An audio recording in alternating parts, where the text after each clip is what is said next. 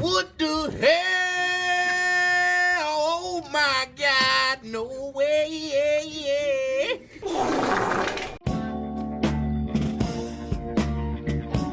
Have you ever watched a disaster unfold before your very eyes? Like a train derailing in slow motion or an 18-car pileup happening right beside you. It's horrible and traumatizing to watch, and yet we still can't look away. Because of this, I've come to the conclusion that people actually like watching disasters, even more so when someone is willing to put themselves through that pain and trauma for everyone else to watch. So that's exactly what I did here by intentionally purchasing and putting myself through torture so bad that I wouldn't even wish this upon my worst enemies. I bet that if prisoners at Alcatraz maximum security prison were forced to play this abomination of a video game, it would be considered cruel and unusual punishment. They'll be wishing for the death penalty in mere minutes of playing this train wreck.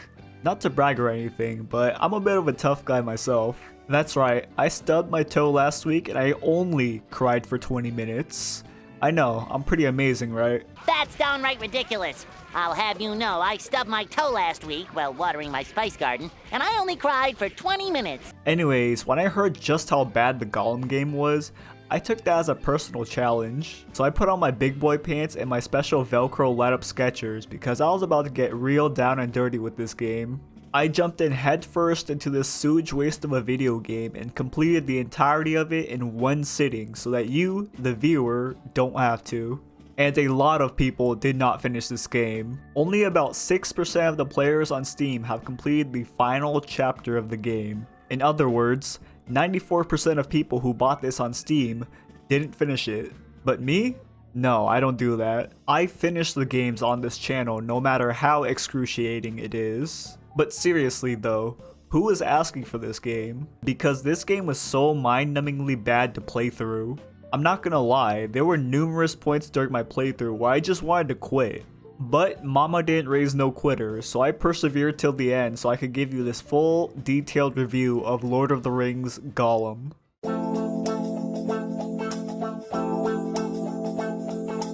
Alright, before I talk about everything else that plagues this game, I like to give the games I review here a fair shake. I'm not the type of person who writes a 20-minute review only trashing on the game the entire time. I like to point out the good and the bad to give you guys the full perspective on the game. So, with that being said, what does this game do well? Well, the voice acting for Gollum, in my opinion, is actually pretty good.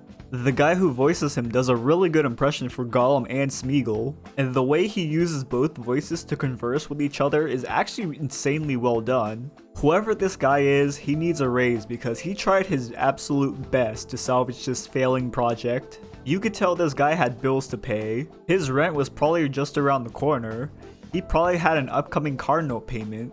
The Gollum voice actor didn't put in 110% effort, he put in 150%. This voice actor, I would say, is the only saving grace of this game. As for the rest, well, they're all unremarkable. Yeah, that's about it for the good stuff. Moving on, I did a little bit of digging for this game. Some research, if you will, about the team that's responsible for unleashing this monstrosity out into the world. And that would be Daedalic Entertainment as the developers and Nacon as the publishers. When I first started looking these guys up, I immediately noticed some red flags. Firstly, the developers Daedalic Entertainment have never produced a AAA game of this scale before. Now that by itself isn't a red flag. Plenty of developers have made amazing AAA games for the first time. But when you take into account that this developer has basically only been making point-and-click games for the past 12 years, then all of a sudden they get the license to make an actual Lord of the Rings game, it gets a little worrying. I mean, it's plain as day what happened here. These developers were just out of their element. They bit off way more than they could chew. They were like a goldfish that got moved into a bigger fish tank. Daedalic just didn't know how to handle a project of this size, and we paid the price for it. And it's not only Daedalic that looks fishy here, the publisher Nacon also doesn't exactly have a good resume of games either. Looking at the games that they've published for the past 2 decades, it's really mostly just shovelware tier games. They do have some notable names like Warhammer and Blood Bowl, but other than that, it's all just garbage. Which makes me wonder, are they even making a profit publishing all these games? Like, how many people really went out and bought Hello Kitty Happy Happy Family for the Nintendo 3DS? And now, with the unfortunate partnership of these two studios, we get Lord of the Rings Gollum to everyone's dismay. Even the developers knew that this game was hot garbage on release because they've released an official apology one day after they released the game. How much do you want to bet that they had this apology pre-written before the game was released because they knew how much of a stinker this was? And it's exactly as they predicted to the T. The game released to overwhelmingly negative reviews, and the developers immediately sent out the official apology the very next day. Gee, it's almost like bad games will get bad reviews. What a weird concept.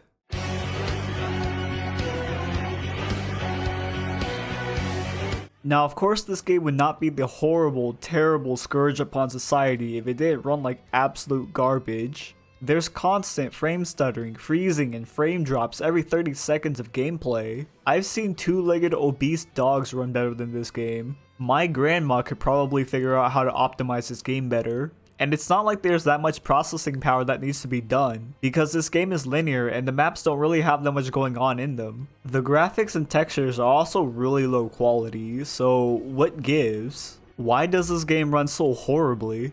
Not to mention that there's a litany of bugs and glitches that infest this game like a rotting corpse. Like Gollum falling through the ground, or the AI pathfinding being easily broken by standing in their way, or objective markers bugging out, or being respawned out of bounds and instantly dying. I even had a game-breaking bug where I reached the end of the level and the game was supposed to teleport me somewhere else, but it just didn't. So I was just stuck here at the end of the level, and reloading the checkpoint didn't fix the issue. So I couldn't progress any further, and I was soft-locked at this point.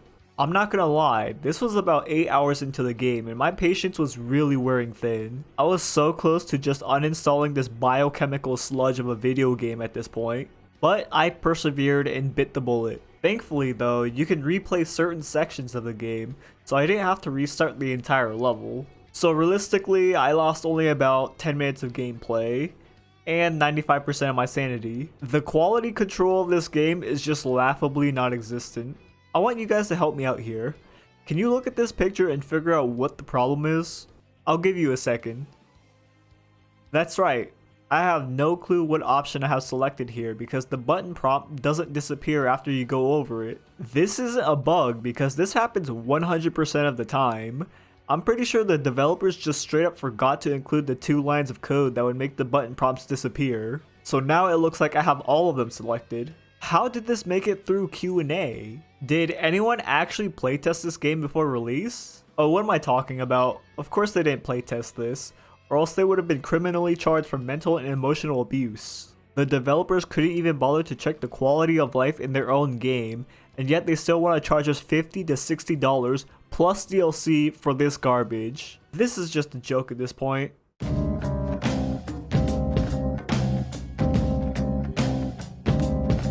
You know what's funny? The optimization isn't even the worst thing about this game. Everything else here is so much more terrible that it makes the bad frame rate a slight hindrance by comparison. The gameplay, the graphics, the sound design, the level design, the story, it's all so horrendous. The Joker has more humane ways to torture someone than the developers that made this game. Let's first go over the most eye-bleeding aspect, the graphics. The graphics for this game look abysmal. All the character models in this game look worse than the character models that were made 20 years ago. And Gollum, oh my god, what did they do to you?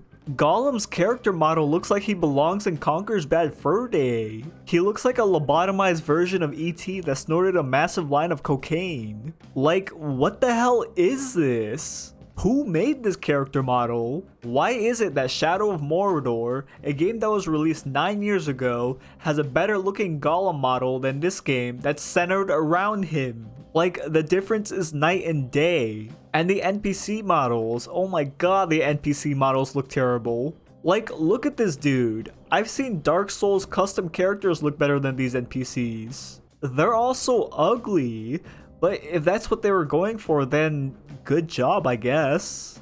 And the environments are just so bland. There are essentially only 2 environment types in this game. The generic fantasy prison with lava and the generic fantasy prison with grass. There are a few sections that are different, but it all just looks the same. And they literally reuse the same maps multiple times and have you run through the same exact places over and over and over again, and it all becomes so mind-numbing to play through. There is no visual diversity in this game, and it all ends up blurring together after 12 hours of horrible gameplay.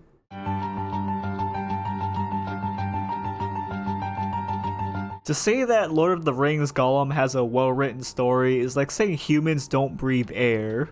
It makes no sense and is stupid. I'm gonna spoil the story in this section, so if you're one of those 3 people out there that care about the story of this game, then you should probably skip this section.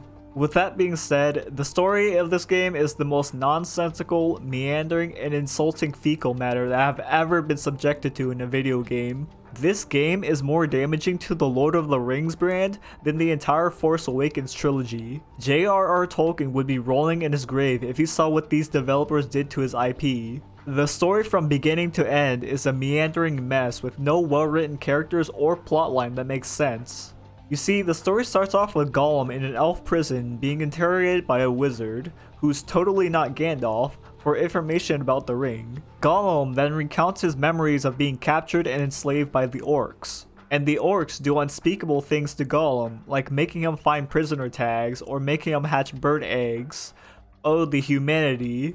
Anyway, for about the first 5 hours of the game, you're forced to do menial labor, then afterwards you sneak around for a bit to find some information or cause some mischief. Then you go back to your jail cell only to repeat the same process over and over again. The story stagnates like this for the entire game. There were multiple points in the story where you would be sneaking past dozens of guards, scaling tall structures, and looking for ways to escape, only to get caught trying to escape at the very end, to which Gollum would react with, "Teehee, I'll be a good boy now."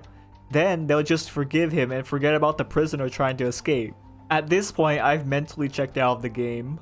Anyway, after a couple of years of being a slave, Gollum wins the favor of the Candleman, who's supposed to be this imposing and cruel warden of the orc prison, when in reality he just comes off as frail and forgettable. With this, Gollum finally hatches a plan to escape the prison with some new fat guy. And they were successful because the fat guy somehow tricked the orcs into believing that he's just a regular merchant, which was stupid because he's the only human carriage rider in the middle of an orcish prison. I guess he just used his Jedi mind tricks on them.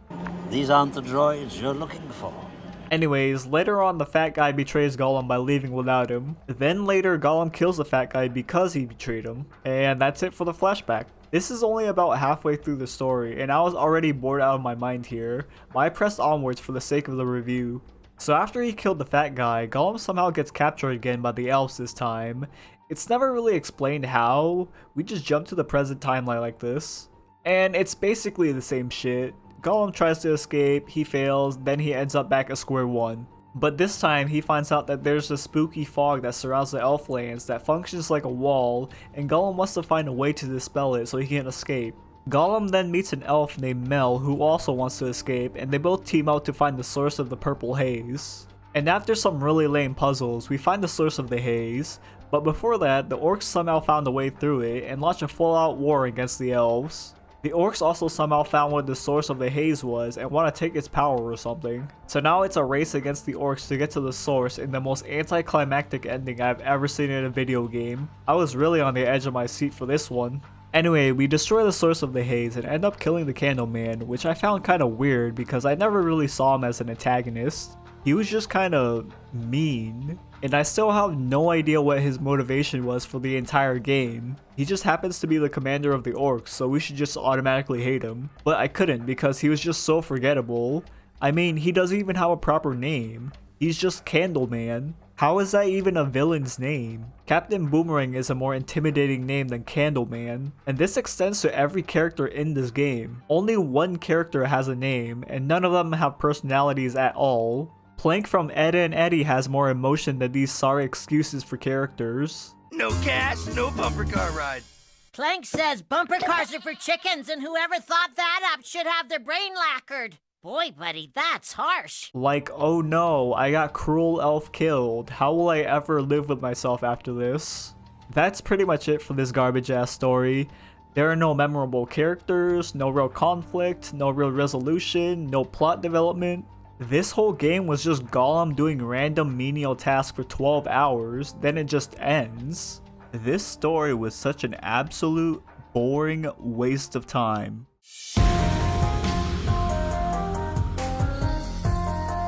Alright, now on to the main dish of this dog water buffet, the gameplay. The gameplay can basically be divided into two sections, the stealth and the parkour, neither of which are fun to play. The stealth is basic and bare bones. To even consider this a stealth game is a spit on the genre itself. I've seen LEGO games have a more robust stealth system than this one. Here's the list of things you can do to sneak around in this stealth game. You can hide in the bushes or under tables, and since the AI is dumber than a sack of potatoes, you can just hide under a table whenever you get spotted and they'll forget that you ever existed in 3 seconds. You can also throw a rock to distract the enemy, but Gollum throws it like a wuss, and because of that, you can only throw it about 10 feet in front of him. Rock throwing is also damn near useless because when you throw it near an enemy, they won't even move from their spot to check it out. They'll just look in the direction where the rock landed for a few seconds while standing still, then just forget about it. In order to make them actually move from their spot, you need to throw a rock at one of these metal things conveniently placed right next to them, or you could throw a rock at them, which might make them move. Like, it's so stupid that you need to hit them or the metal thing to make them move, otherwise they just won't do it at all. They don't even notice when you turn off a lantern in front of them when they're supposed to. And that's about it for the stealth options in this game. You either throw a rock or hide in the dark. That's it. You can stealth kill enemies, but you can only kill a specific type of enemy, and that enemy is the helmetless orcs. So if the orc is wearing any sort of hat or helmet, or if they're an elf, you just can't kill them. And there's no progression system or a skill tree or power-ups, so you just can't kill them, ever. And if you get caught, you just instantly game over. You can't break free or anything, you just straight up lose. And a lot of the sections are just stupid insta-deaths, like this cart riding section where the floor is lava, and you just instantly die when you touch the ground. Like, what's the point of a health bar when you just instantly die anyway? The only times where I actually took damage and lived were when I took fall damage. If they removed the health bar from this game, the experience would be exactly the same as it is now. The health bar serves zero purpose and is completely pointless. And the stealth gameplay is so bare bones bland that it just feels like you're doing the same thing over and over again.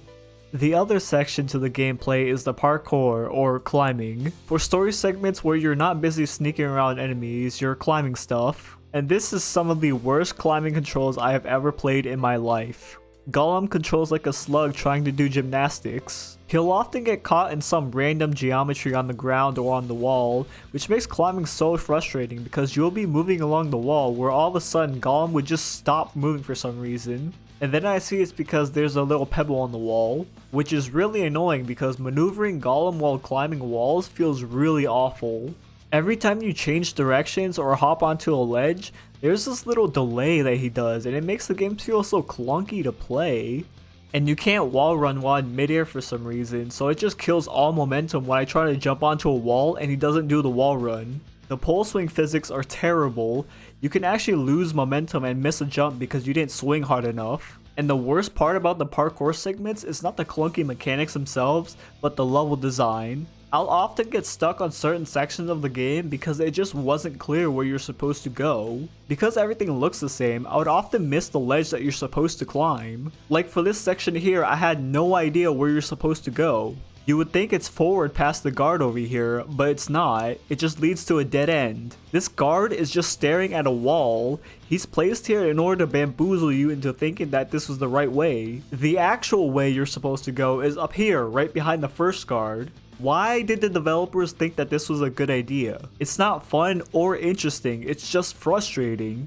And they do this multiple times. Like this section here, you're supposed to find 2 missing crystals for the puzzle. The first one's on the ground here. Now can you guys guess where the second crystal is in this picture? That's right, it's hidden up in the tree over here that you have to throw a stone at in order to make it fall. This was the only time where you had to do this, and they don't give you any subtle hints for it. You're just expected to find it somehow. And this map, what the actual hell is this? How can I tell where I'm supposed to go with this literal caveman drawing? Like, who drew this? Did they actually hire Gollum in real life to draw this map? This is just embarrassing at this point. Now, one of the big gameplay mechanics that this game marketed as one of their game-defining features was their morality system, where you get to choose between good and evil deeds, and that'll change how the whole story unfolds. Except it's nothing like that at all. During these segments, you'll get the choice of allowing either Gollum to take over with his evil deed or Smeagol to take over with his good deed. Once you've made your choice, you'll have to answer some multiple choice questions in order to convince the other side. In concept, this was a cool idea, but it just was not executed well at all in the slightest. First of all, it's brain dead easy. You have to literally try to fail this section, which makes me wonder, why even include this into the game in the first place if the players are meant to have their choices go through? This was such a useless mechanic, and the choices you made don't even change the outcome of the story anyway. The only thing you get is one cutscene that's slightly different. The ending is always the same, which kinda defeats the purpose of having choices in your game. This was a terrible mechanic, and it was implemented in the worst way possible. It did nothing for the story and nothing for the gameplay. It was legitimately a waste of time.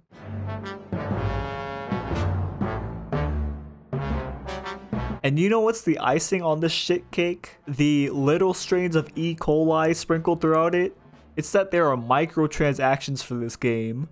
Yes, they want you to pay more money for this game. And what are you paying for, you ask? You can pay for the dogshit soundtrack, some lore that should have been in the game, a couple of emotes for Gollum, like who's gonna want that? An Elvish language voice change for more authenticity, like who actually gives a rat's ass about this? And some behind the scenes concept art. I'm sorry for the artists, I'm sure they're very talented and they'll make it far in this industry, but this game looks awful and no one will genuinely want to see what the concept art looks like if this miserable crap was the result. Prison food probably looks better than what we got here, and that's free. This is just disgusting and greedy. The developers and publishers should be ashamed of themselves for having the audacity to charge $50 to $60 on release. Almost the same amount of money as Resident Evil 4 Remake, Dead Space Remake, Hogwarts Legacy, and so many more amazing AAA games that released this year. And not only that, they're charging even more money for this game when they probably even knew the state it was in before they released it. This is actually pathetic.